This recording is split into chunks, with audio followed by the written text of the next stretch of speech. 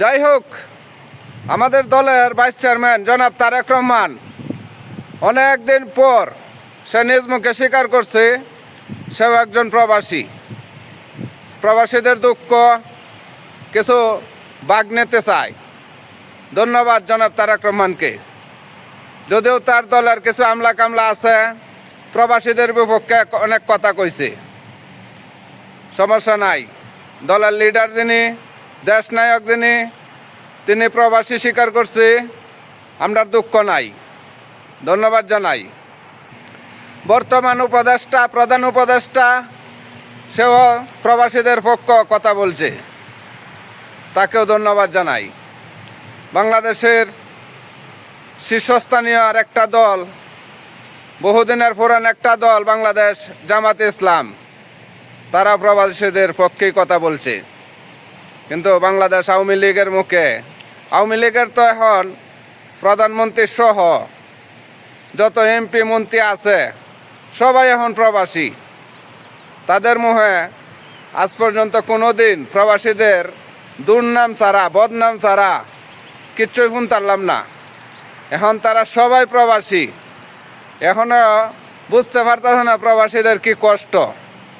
তারার তো কষ্ট নাই, এরা 16-17 বছর থাকতে গেছে, এরা প্রবাসে থাকলেও আমরার মতো রইদে ফুরে কাজ করন লাগে না, মাটি কাটন লাগে না, ভাতর টানন লাগে না, বইয়া ফুটতে কাইতারে প্রবাসীদের পক্ষ নেওয়ার দরকার নাই। প্রবাসীদের দুঃখ কেমন এটা তারা বোঝারও দরকার নাই, বুঝেও না। তবে বুঝবো, থাকতে থাক। মামুর বাড়ির ওয়ারিসে কতদিন থাকবো, মামুর বাড়ি থাকবো কতদিন, আদর যত্ন বেশি দিন থাকতো না, মজার মজার খাওয়াও বেশি দিন থাকতো না। হেবেলা বুঝবো প্রবাস কি জিনিস, প্রবাসীরা কতখানি সুখে তাহে, প্রবাসীরার সুখটা কতখানি, আনন্দটা কতখানি, এরাও একসময় বুঝবো, এরাও কইব। যেমনটা 15-16 বছর পর জনাব তারেক রহমান বলছে, এরাও কইব। এরা তো হলে কেউর 6 মাস, কেউ 9 মাস, কেউর 1 বছর পূর্ণ হয়েছে, এখনই বুঝছে না। বুঝবো, থাকতে থাক, যাইতে থাক দিন।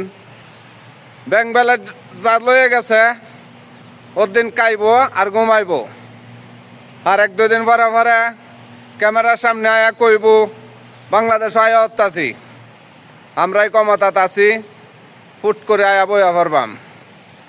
স্বপ্ন দেখুন না, যে স্বপ্ন দেখে লাভ নাই।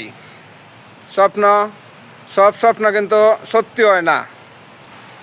আর একটা কথা বিএনপির ভাইদেরকে বলতে চাই, প্লাস উপদেষ্টা মণ্ডলীর সাথে প্রধান উপদেষ্টা ডক্টর ইউনূস স্যারকেও বলতে চাই, আপনারা দুইটা দলেই কিন্তু প্রবাসীদের পক্ষ কথা বলছেন।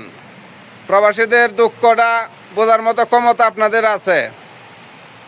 এয়ারপোর্টের হয়রানি কিন্তু প্রবাসীদের কপাল থেকে এখনো দূর হইছে না। দুই দিন আগেও দেখলাম একজন প্রবাসীরে এয়ারপোর্ট কর্তৃপক্ষরা অনেক হয়রানি করছে, মারপিটও করছে, লাত্তি গোতাও দিছে।